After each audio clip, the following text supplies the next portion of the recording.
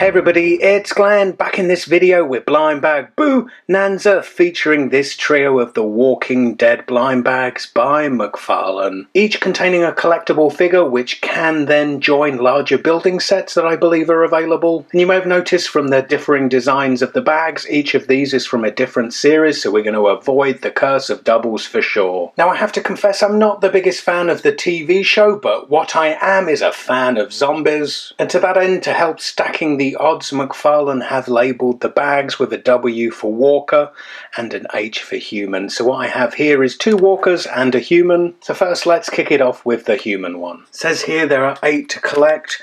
Then on the front there we only see 7 of them. On the reverse pictured there are all 8. So let's open this up to see just which one I have in here, and to help me do that I'll be requiring the services of Mr. Snippety Snip, who you may remember horned from a previous episode. Well, now he's without his horns. I'm not horny anymore. Phew, the world breathes a sigh of relief. So let's get into this bag.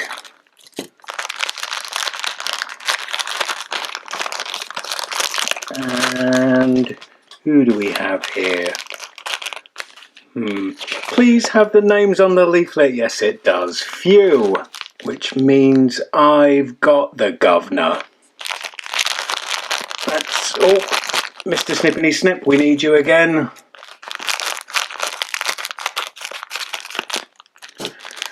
These are a construction toy, so some assembly is required.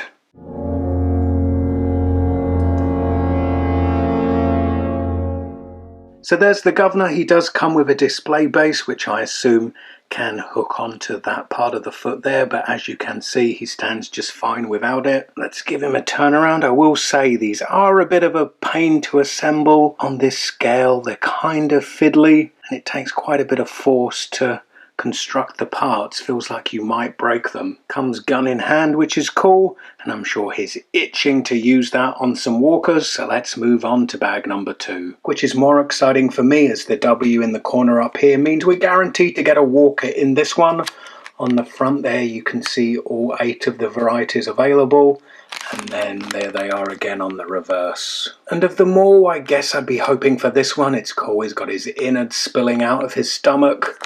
Mr. Sippity Snip, if you could do the honours again, please.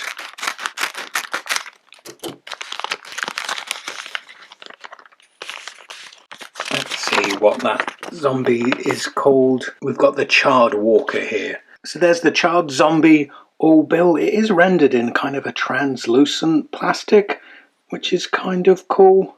Again, these aren't the easiest to put together, but what I do like about them is that once constructed, they do retain the articulation, which is nice to see and kind of unexpected on something of this scale. And then onto our final bag to see just which walker will be joining our charred walker. On the reverse we see all the possibilities available. I guess if any I want the goriest one possible. Maybe that's that one with the head hanging off, or perhaps this one with no arms. Only one way to find out just what's inside. Mr. Snippety Snip, please. And ooh, I think it is the one with the head hanging off. The headless walker, that's appropriate.